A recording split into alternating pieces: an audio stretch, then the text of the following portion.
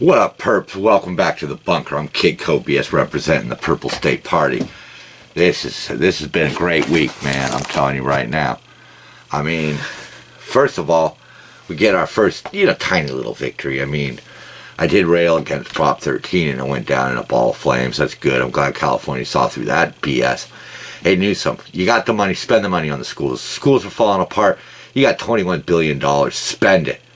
Don't look for ways to make rich people richer by selling bonds and then putting it on every little property tax. I mean, you rail, you railed about like, oh, we have a housing crisis here, but you want to raise property taxes. Well, try again. Try again. Try again. Speaking of that, because that happened on Super Tuesday, which was a few days ago, more good news. People basically said, we're not going to allow Bloomberg to just buy himself an election or a nomination.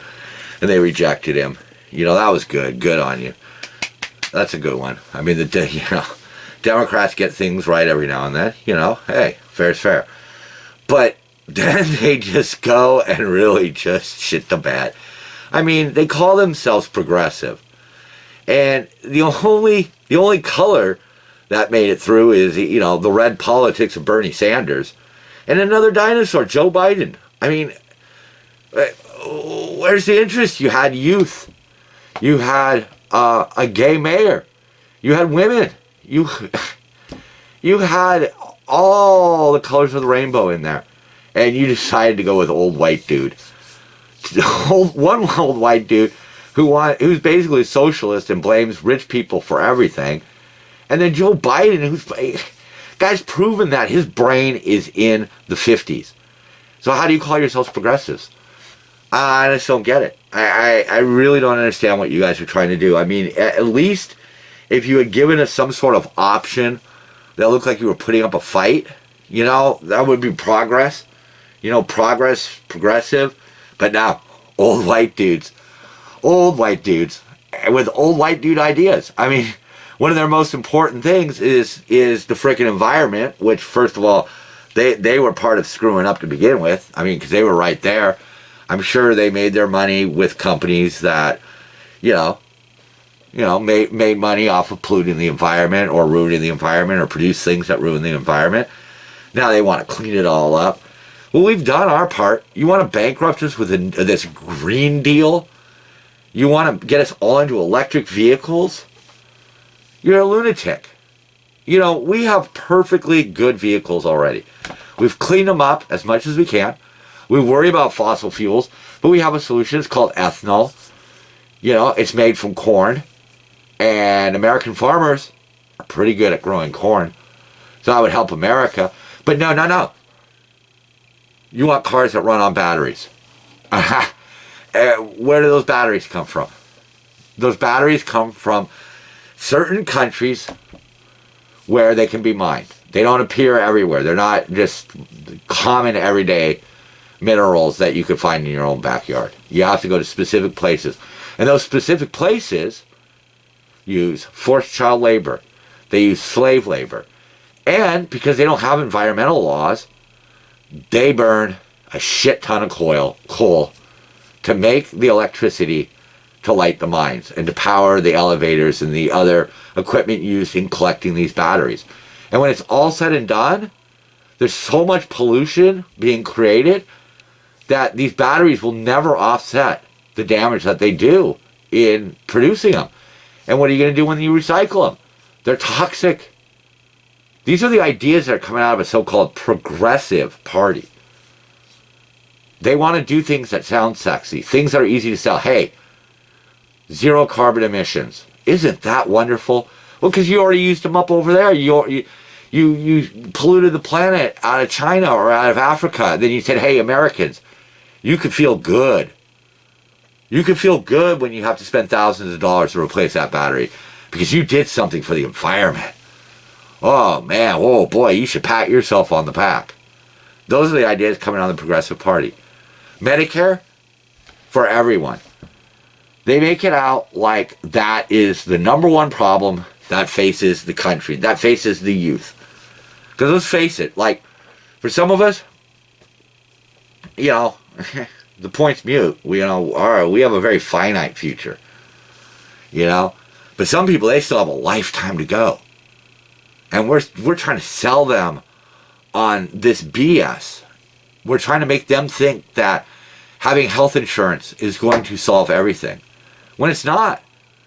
You know, what are you going to tell college students when they get out of college and they're saddled with all of this debt? Again, that's another episode. But they're saddled with this debt, and they go to get a job, and they find out that these companies are shipping their jobs overseas, where they can use slaves, or they can use children, or they can underpay, or not provide benefits, not provide fair pay, where there's all these little loopholes that they can use so that you don't get a job. And if the work has to be done here, well, they'll just apply for some visas. They'll get some skilled technicians to come in from another country and pay them less. And I'm sure there's other loopholes that go along with that. I'm sure there is. But those are the things that we should be worried about. We should be worried about why our kids today seem to be struggling.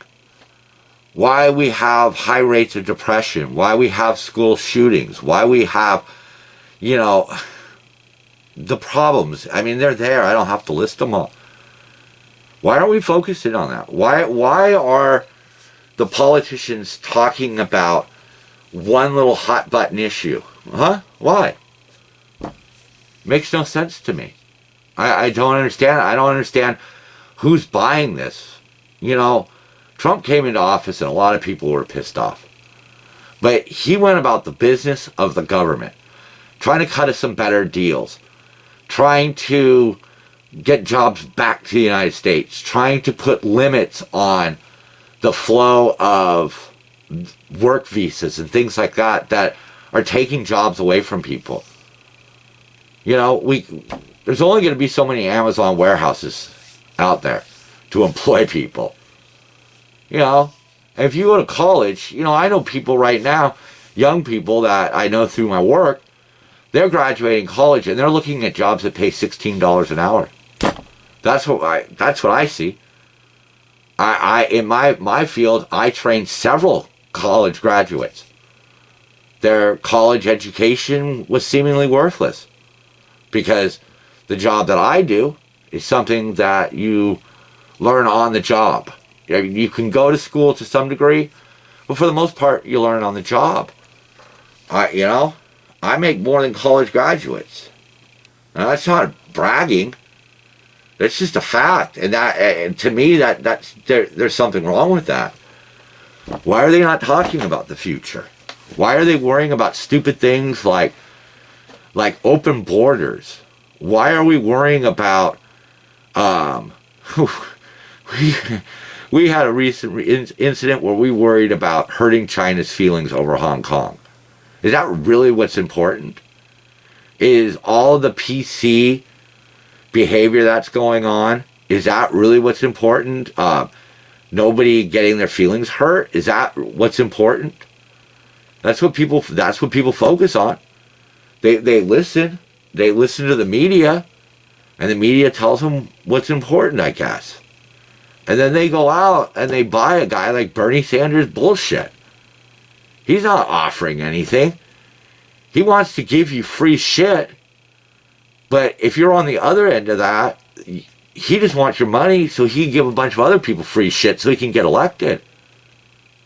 We wouldn't need free shit if people would do their job. If politicians would do their job. If corporations would do their job. If everybody did what they were supposed to do, we wouldn't need to be handing out so much free shit. And that's what we're getting out of the Progressive Party. More free shit. More empty promises. More pie-in-the-sky dreaming. You got two old dinosaurs running. Two guys whose ideas are a thing of the past. The thing of the past. Biden's way of thinking, it's way too old. Bernie Sanders' way of thinking, it's been tried, it doesn't work. Variants of his idea may work in certain countries, in certain circumstances, but they ain't going to work here. They're just not. We have exploiters, way too many exploiters in this country. who just exploit every single thing we do to try to help them.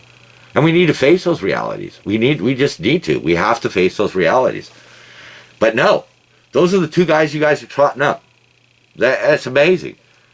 It's absolutely amazing. It's going to be really a wild convention when they actually put up their final candidate. But, you know, my personal feeling is we're going to have somebody slide in at the end. That's what I think. Because they're going to realize that if they put up Sanders, the Biden people won't vote for him. If they put up Biden, the Sanders people won't vote for him. So they're going to try to split the middle. So, you know, I mean, I guess I'm putting my money on Hillary. You know, because that worked last time. I don't know. I really don't know. But on another note, I do want to start doing other things on the channel. I don't want to just do political rants. I would love any suggestions. What you think this could accomplish, maybe. What I could talk about. I've got some upcoming ideas for some things. So keep watching this channel. I really appreciate it. I've done a lot of different channels, different ideas. And, finally trying to take on something that's meaningful felt like the way that I had to go. And, I got a lot more stories to share. And I hope you're there for it. And in the meantime, just be good to yourselves. And really think. Just think. Read. Get your hands on the information, what these politicians are proposing. I don't care who you vote for. I really don't. If you really believe in a candidate, that's great. But find out what they're bringing to the table. And for me, I'm surprised to say, but, I like the fact that Trump made it so that we're no longer ashamed to be American. And that's, I think, the most important thing, because America's a great country. A lot of people fought and died to make this country what it is today. A lot of people went through a lot of trouble to get us where we are.